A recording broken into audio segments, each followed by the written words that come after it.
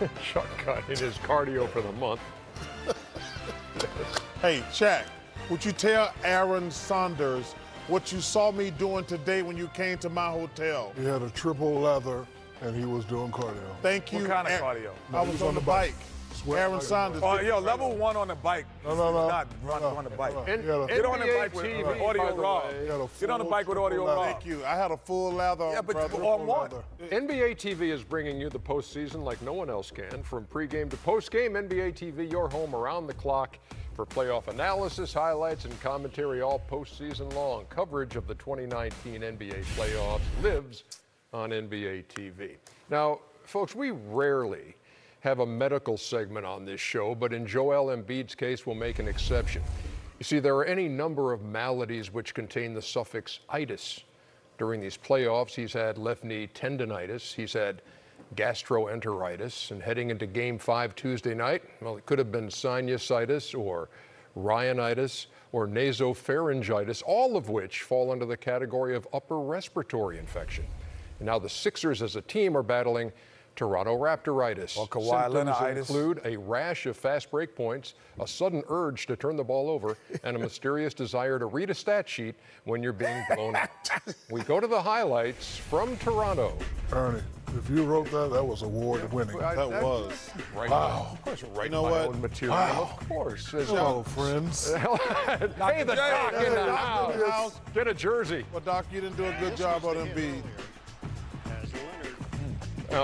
Very early on, Boy, that's surge a, of wow, sir. That's exactly why we play basketball and not box. Three stitches in the forehead for surge. One punch, he was out. Pascal Siakam bouncing back after a tough game 4. There's Embiid. That is a nice move.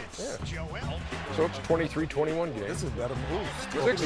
Sixers turned it over 19 times, leading to 31 points. I got to tell you something. I'm really disappointed in my 76ers. Kawhi. Oh, Come on, man.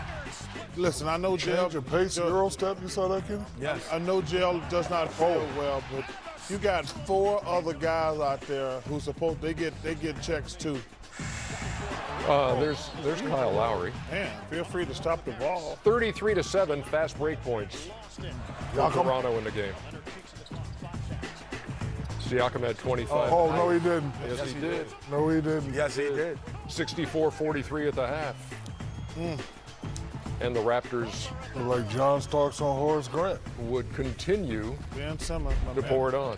my man had another triple single tonight. Danny Green for 3. No, he didn't. Yes, he did. Series high 17 for Danny Green. Philly's going to turn that one over again. Shaq, he's averaging a triple single. Siakam again. And then finish it off with Kawhi Leonard.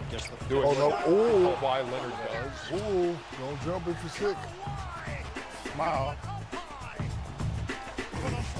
It's a 125-89 win, and still time to check the stat sheet before this is Possibly wrapped could up. you look at that stat sheet for you lose by 30. Raptors now In the middle of the 7-1 when they allow under 100 points, and 3-1 in this series. And their largest margin of victory in a playoff game, 36, as they win this one going away. So what is the Philadelphia mindset now? I know what he was saying. I mean, hell, if I was a coach, I wouldn't even show the film. Just move on. We got our ass kicked. Simple as that. No other way to put it. We know what we have to do, and so we got to go do it at home. Nobody's walking out of here, woe is me. I promise you that. We have a prideful team.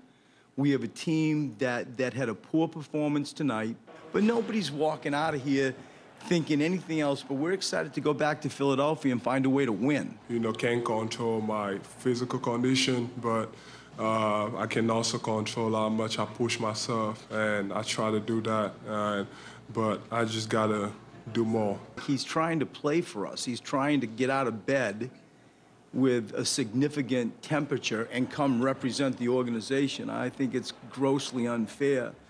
Some of the criticism that he gets, I don't understand that. It's not ideal. I wished he was at practice, and I wished he was in some film sessions, but he's sick. Okay, so Reddick and Simmons in Game 5 combining for 10 points. Oh, my gosh. Green and Lowry, 36. Wow. And but that's the point I want to make. Joel Embiid he's sick. I understand that, but I do agree with Shaq. If you're out there, you got to play. You can't play bad and say I don't feel well.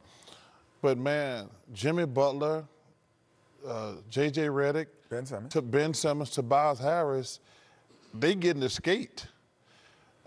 They're getting a hall pass. I mean, they haven't shown up. And let's say, hey, the big fella's sick. I never question a guy. If a guy say he's sick, he got sick. But those other guys, man, they're doing absolutely nothing. I agree with Chuck, but in this league, in this society, when you're deemed as a great player, nobody cares if you're sick. So you just got to go out there and play. You have to perform. A lot of people have had great performances being sick. If you're going to be out there, represent. If you can't represent, you can't represent. But, you know, we don't want to hear excuses. I'm not saying it's an excuse, but nobody cares. And, you know, people, when they're deemed superstars, they have to understand that. And credit Toronto's defense has been outstanding throughout the playoffs. Here's a Philadelphia team that scored 115 in the regular season, scored 122 a game in the first round. They're being held to 98 by the Toronto Raptors. So you got the Kawhi thing going on, you got the Siakam thing going on, you got the defensive blanket they're throwing on them. This is a tough matchup for Philly right now. Yeah, I agree, Ernie. And here is what happened. This is what Charles is, I think, also. He doesn't probably see it, or maybe even Shaq doesn't see it because they've been the guy. So I've been with the other guys around the guy. I've been that person. So I'm going to tell you from that perspective.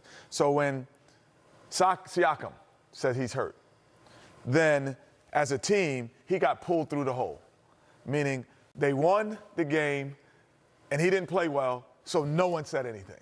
No one said Siakam only shot 2 for 10. He didn't play well. He didn't do anything. They pulled him through the hole. Kyle Lowry came in and stepped up, had his best game as a Raptor in the playoffs this year. Today, Joel Embiid is sick. As a team, these are the games you got to pull them through the hole. So then people forget about it. When Akeem Olajuwon has had games in the finals and in the regular season and in the playoffs where he might have played average or below average, but Mario Elie, Sam Cassell, Robert Horry, Shaq. Say, we got you. We pulled them through the hole sometimes. They need you to have a big game so they can, because even when they're healthy, they don't have great games all the time. Kevin Johnson pulled you through the hole. Dan Marley, and then you come back for 3-4 games in a row and get 30. But that's what I said about, like, these guys. That's what I said. I'm alluding to what you were saying. Brett spent his whole time talking about Embiid and give him credit for playing. Like, you know, them other guys get checks too. I mean, Tobias Harris is a heck of a player. We were talking about him making an all-star team.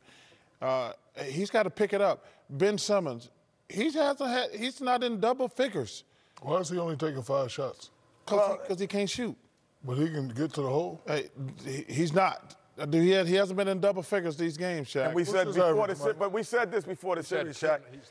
He's had 14 a game. He's had 10 in a game. He has not played well. He has not had a great Toronto. He's not had a solid. But I'm just saying the last 2 games. No, that was the series. In the regular season, he has not played well against Toronto. Yeah. But I'm saying in this series, he's had back-to-back triple singles. Right. And that's not going to get it done. That's not going to get it for a guy who has the ability. And J.J. Redick got to step up, too. No question. Everybody's got to step up when you're big. You got to pull them through the hole sometime. 125-89.